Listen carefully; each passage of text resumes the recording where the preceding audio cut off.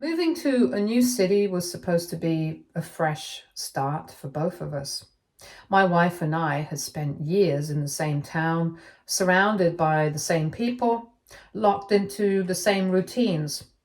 When an opportunity came up for a promotion that required relocation, I took it, thinking it would be good for us. She had always been social, the type to make friends effortlessly, and within weeks of moving, she had already built a circle around her. At first, I was relieved. Adjusting to a new place was easier when she had company, but I started to notice changes. The women in her group were different. Their conversations seemed to revolve around one thing: cheating husbands. Every time I overheard them talking, it was about some horror story of a man betraying his wife, secret affairs, hidden bank accounts, and late night work meetings. They talked about tracking their husbands' phones, checking their messages, and installing hidden cameras. They called it being smart. She called it protecting herself. The first time she questioned me, I brushed it off. She had asked me why I was 15 minutes late from work. Her tone light, but her eyes sharp. I explained that traffic had been bad, and she nodded, though she kept watching me as if waiting for me to crack under pressure. It escalated from there. Casual questions turned into long interrogations. Who was I talking to? Why did I take longer than usual at the grocery store? I tried to be patient. I really did. I reassured her that I wasn't hiding anything, that nothing had changed between us. But it didn't seem to matter. If I laughed at something on my phone, she'd demand to see it. If I mentioned a female coworker in passing, she'd ask too many questions, dissecting my tone and my choice of words. It got exhausting. One night I was getting ready for bed. I noticed her phone screen light up with a message from someone in her friend group. I didn't mean to pry, but my name was right there. I glanced at it. He's probably lying. Men always do. Did you check his car yet? I felt my stomach drop. The next morning I left for work like usual, but something nagged at me. The way she had been acting, the way her new friends seemed to be feeding her suspicions. I had a bad feeling. So before pulling out of the driveway, I decided to check. I crouched down, ran my hand along the undercarriage of my car, feeling for anything unusual. And then I found it. A small magnetic device attached near the rear wheel well. A GPS tracker. I stared at it for a long moment, my heart pounding. She had actually done it. She had listened to them. When I got home that night, I confronted her. I didn't yell, didn't lose my temper. I just held up the tracker and asked if she had anything to say. She looked at it and then at me, her face blank at first, before she scoffed and crossed her arms. She said that it was for her own peace of mind. She claimed that it wasn't a big deal, that she just needed proof that I wasn't cheating, that she didn't want to be one of those women who got blindsided. When I asked her what I had done to make her think she needed to track my every move, she had nothing real to say. Just vague statements about how men can't be trusted, how she had heard stories. I told her that this wasn't normal, that her paranoia was getting out of control. She rolled her eyes, saying that I was overreacting and that I should just prove I had nothing to hide. I thought that would be the worst of it, that maybe after I called her out, she'd snap out of it. But I was wrong. The next morning, I woke up and found that my phone had a new app on it, one I hadn't installed, a tracking app. She must have done it while I was asleep. I felt sick. This wasn't just suspicion anymore. This was control. I deleted the app immediately and told her she needed to stop and that I wouldn't tolerate this level of invasion in my life. She got defensive, twisting it back on me. If I had nothing to hide, why was I so upset?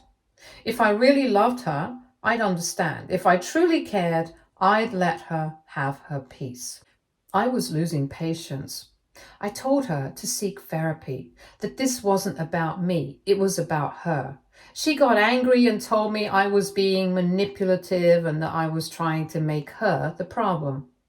That night, she stayed up late, scrolling through her phone, whispering into the speaker, probably talking to her friends again. I went to bed, exhausted and mentally drained. Update 1. Things didn't get better after I confronted her. If anything, they got worse. She stopped speaking to me normally, only interacting with me when she had to, and even then it felt forced. I'd catch her watching me when she thought I wasn't looking, her expression cold and calculating, like she was trying to piece something together in her head. Then came the random pop-up visits to my workplace. The first time, I didn't think much of it. She showed up at my office during lunch, smiling like nothing was wrong. She had brought food, acting as if she just happened to be in the area, and thought she'd surprise me. I knew better. She had never done this before, ever. But I played along, trying to keep the peace. Then it happened again and again. Always at different times, never scheduled, always unannounced. Each time she'd ask odd questions. Who was in my office that day? Who I had meetings with, what I was working on. She'd make small comments about my female co-workers, acting casual, but I could tell she was fishing for something. One afternoon, she showed up and started chatting with the receptionist. I didn't think much of it until later when my coworker mentioned that my wife had asked about my schedule and about who I spent the most time with at work. I knew then that she was spiraling. I sat her down that night and told her it had to stop. I told her she wasn't allowed to show up at my job unannounced, that it was getting uncomfortable, and that it was affecting my work. She didn't take it well. She accused me of trying to hide something. She said that a good husband wouldn't care if his wife visited. She asked why I was so nervous. I was furious. I told her that I wasn't nervous. I was frustrated. That her obsession with proving I was cheating had gone too far. That it wasn't cute or protective. It was toxic. She didn't say anything, just stared at me for a long time before walking away. I hoped that would be the end of it. I was wrong. A few days later, I was called into my boss's office. At first, I assumed it was for a regular check-in, but the moment I walked in and saw the look on his face, I knew something was wrong. He told me that security had reported an incident, that a woman, my wife, had been caught sneaking into the building and waiting till after hours, that she had been seen on security footage entering restricted areas and lurking around my office. I felt my stomach drop. When I asked what she was doing, my boss told me that security had found a tracking device with an audio feature hidden under my office desk. She had broken in to bug my workspace. I was humiliated. I had no words, no defense. My boss told me that HR had to get involved and that this was serious, that the company couldn't just let it slide because it was a major breach of privacy. They had already filed a report with security and legal action was being considered. I sat there stunned, unable to process what I was hearing. She had actually broken in. She had actually planted a device in my office. And now she was in serious trouble. That night, I confronted her, not even trying to stay calm. I demanded to know what the hell she was thinking, why she had gone this far. She didn't deny it. She looked at me dead in the eye and said that I had forced her to do it, that if I had been honest from the start, if I had just let her in on everything, she wouldn't have had to take matters into her own hands. I was speechless. I asked her if she even understood what she had done, that she had committed a crime, that this wasn't just some petty fight between a married couple, this was stalking. She still didn't get it. She said that if I had nothing to hide, I should be grateful she went through the effort, that at least now she had proof that I was faithful. I told her that her proof didn't matter because she had already crossed every line possible. She laughed. She said that my precious job wouldn't dare fire me over this, and that it was all being blown out of proportion and that I was just overreacting again.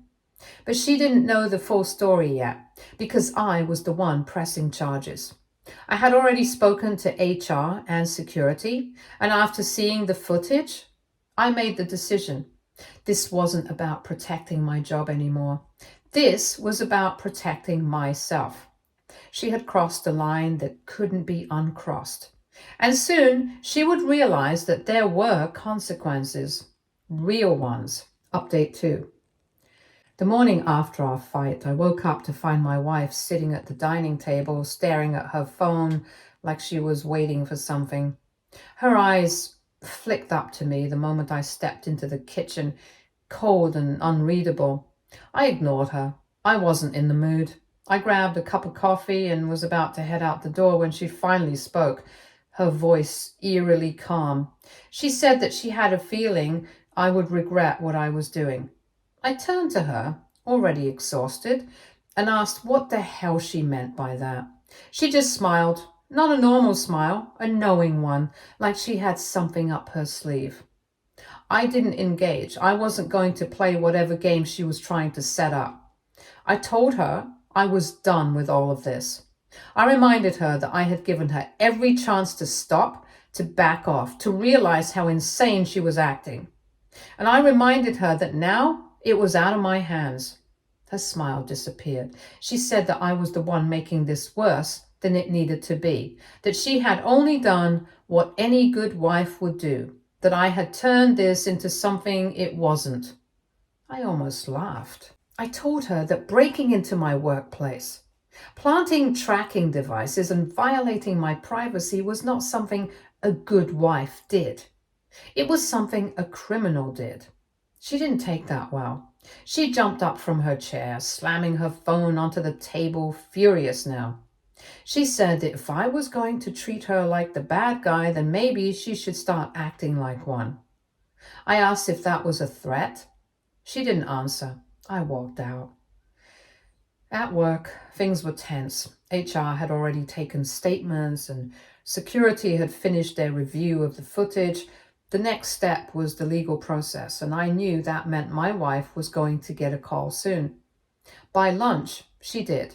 She called me, voice shaking with barely contained rage. She screamed at me, demanding to know if I was really doing this, if I was really pressing charges. I told her yes. She lost it. She called me every name in the book, said that I was ruining her life, that I was supposed to be her husband, and that she had only done this because she loved me. I told her that what she did wasn't love, it was control. She went silent for a moment. Then she asked, voice dangerously low, if I was really willing to throw our marriage away over this. I told her that she was the one who threw it away the moment she put a tracker on my damn car. She hung up. I didn't hear from her for the rest of the day. When I got home, the house was eerily quiet. I found her in the bedroom, sitting on the edge of the bed, clutching her phone in both hands. She looked up at me, and for the first time I saw something new in her eyes. Panic. She said that she had spoken to a lawyer and that things were bad, that if I didn't drop the charges, she could actually face serious consequences. I told her that was the point. She started crying. Real tears, not the manipulative kind, actual gut-wrenching sobs. She said that she messed up, that she got too caught up in things, that she just wanted to protect our marriage and didn't realize how far she had gone. I stood there watching her break down. I felt nothing. I was just so tired at that point. No anger, no sympathy, just exhaustion. I told her that I wished she had realized all this before she crossed the line, before she made herself into a criminal. She looked up at me, still crying, and asked if I would really let this happen to her. I told her that she let this happen to herself. I also told her that it didn't matter if I dropped the charges. The company wouldn't. And I walked out of the room, That was the last real conversation we had before everything exploded. Because the next day she tried to flip the script. She went to some of our mutual friends and told them I was being cruel to her, I was overreacting, and that I was punishing her for something that wasn't even a big deal. Some of them bought into it. I got texts, calls, messages telling me that she had just made a mistake and that I was ruining her life over something that could have been handled privately. But I wasn't going to be manipulated. I told them that they could believe whatever they wanted, but the facts were the facts. That I wasn't going to tolerate stalking from anyone, even my own wife. And then I blocked them, because I didn't care what anyone thought anymore. I had made my decision, and soon she was going to face the consequences. Update 3. The moment I stepped into the house that evening, I knew she had been waiting for me. She was sitting in the living room, eyes bloodshot, phone clutched in her hand like she had been gripping it all day. She barely gave me a second to put my bag down before she started talking, her voice thick with desperation. She said that she had spoken to her lawyer again, that there were ways we could fix this, that all I had to do was drop the charges and tell my company I had changed my mind. I sighed. I told her it didn't matter if I dropped the charges, which I wouldn't. My company was still suing her. Her face crumbled. She stammered out something about how they couldn't really be taking this that far, how she was my wife, and how it was all just a misunderstanding. I told her that breaking into my office, planting tracking devices with audio listening features, and invading company property wasn't a misunderstanding, it was a crime. And now she was going to face the consequences. She shot up from the couch, panic fully setting in. She demanded to know if I even cared what would happen to her. I told her that she stopped being my concern the moment she made me her enemy. And then I told her the other thing, that I was filing for divorce, that I was done, that I would be moving out within the week. She went completely still. Then she laughed. Not a normal laugh, a broken, bitter one. She asked if I was seriously going to throw away our marriage, just like that. If I was really willing to leave her over something so stupid. I told her that she was the one who threw everything away the second she chose her obsession over our marriage. She wasn't laughing anymore. She shook her head, hands clenched at her sides, and said I wasn't thinking clearly, that if I just gave her a chance, we could fix this. I told her that the only thing I was thinking clearly about was how quickly I could get away from her. And that's when she snapped. She started yelling, saying that I was ruining her life, that I had let the wrong people get into my head, I was being cruel for no reason. I stood there, arms crossed, and let her spiral, because I wasn't playing this game anymore. She threw out every argument she could think of. How much we had been through together, how much we had loved each other, how she had only done this because she cared so much. I told her that love didn't look like this. And then I told her something else, that I wasn't going to be the one explaining this to her family, that she could be the one to tell them how she destroyed our marriage. Her whole body stiffened. She looked at me like I had just betrayed her in the worst way possible. She asked if I had already told them. I told her no, but I would. Her eyes filled with panic all over again. She begged me not to. She begged. She said that if I told them, she would never be able to face them again, that they would never forgive her. I told her that was her problem, not mine. I told her that she was the one who had let the wrong people get in her mind. I reminded her of all the warnings I had given her. I told her I couldn't believe how she was so easily influenced by others, and that I didn't want to spend the rest of my life like this. She collapsed onto the couch, burying her face in her hands. She asked if there was anything she could do to make me change my mind. I told her no, that my mind had been made up for weeks. That the reason I had waited this long was because I had been holding on to some tiny, useless hope that she would wake up and see how far gone she was. But she never did, and now it was too late. I turned to leave the room. She called out my name one last time, voice raw. She asked if I ever really loved her. I stopped for just a second, and then I told her the truth.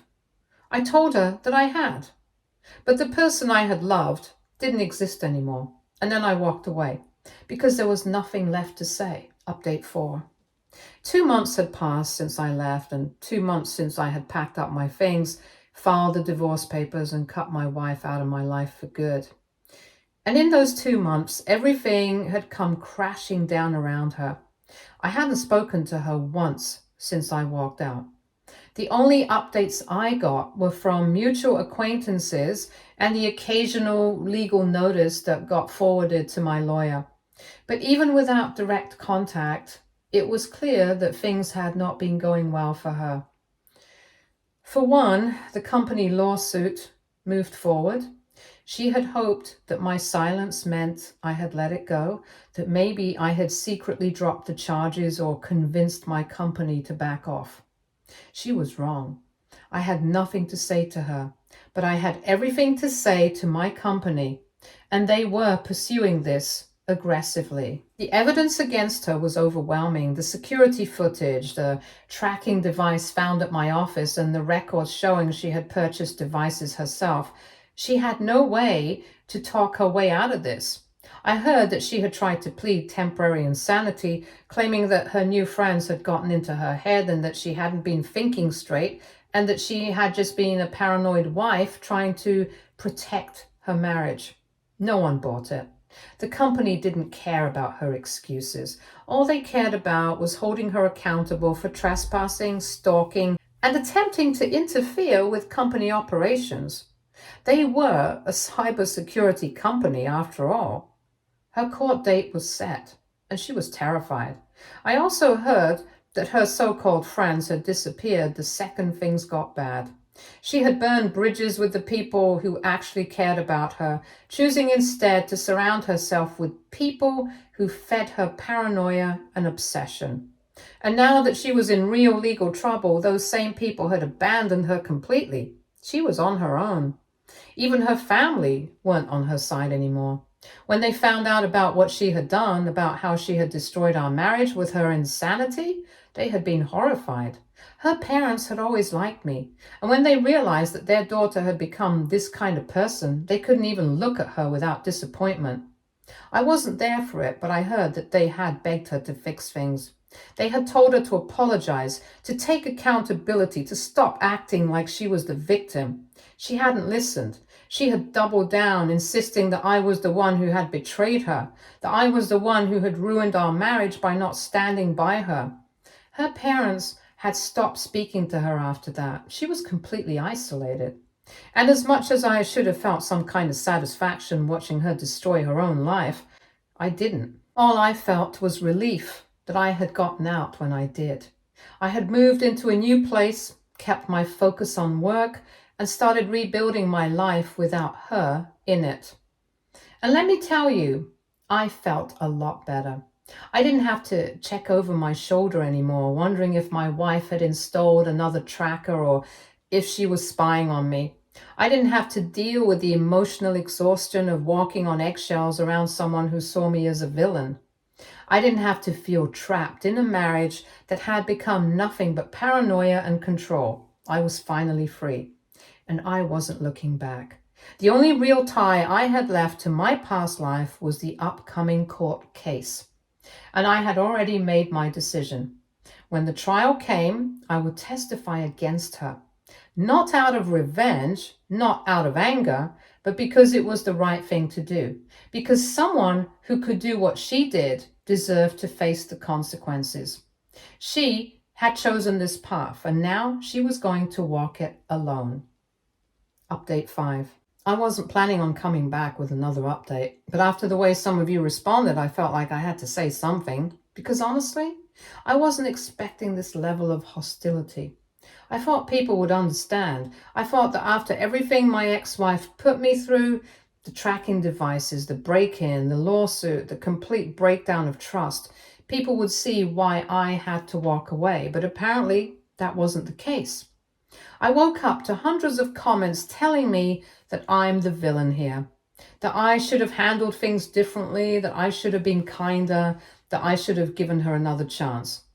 That pressing charges was too extreme because she was just a woman who had been manipulated by a toxic friend group. Some people even had the nerve to suggest that maybe I did something to deserve her paranoia, that maybe I had actually cheated and she was just reacting to her instincts, that I must have led her to this behavior, as if I was responsible for the fact that my wife had lost her grip on reality and turned into a full-blown stalker. One person wrote that I should have helped her instead of abandoning her when she clearly had mental health struggles. That as her husband, it was my duty to stand by her through sickness and health, and that by leaving, I had just proven to her that she was right to be suspicious of me. Another person said that suing my own wife was cruel and that I was doing it just to flex my power over her instead of trying to find a peaceful resolution.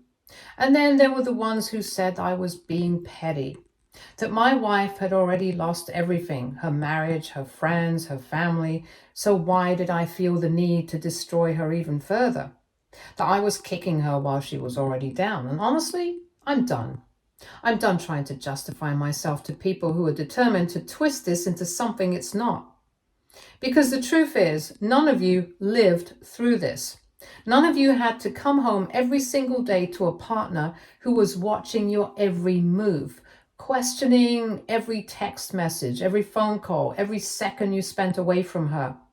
None of you had to deal with the slow, exhausting mental drain of being accused of things you never did, of trying to prove your innocence over and over again, only to have her move the goalpost every single time. None of you had to wake up to a phone call from your job telling you that your wife broke into your workplace to plant yet another tracking device on you. None of you had to make the impossible decision between staying in a marriage that had become completely toxic or walking away and being branded the bad guy. And I get it. I get why some of you want to see me as the villain, because it's easier to believe that I must have done something wrong than to accept that sometimes people just lose themselves.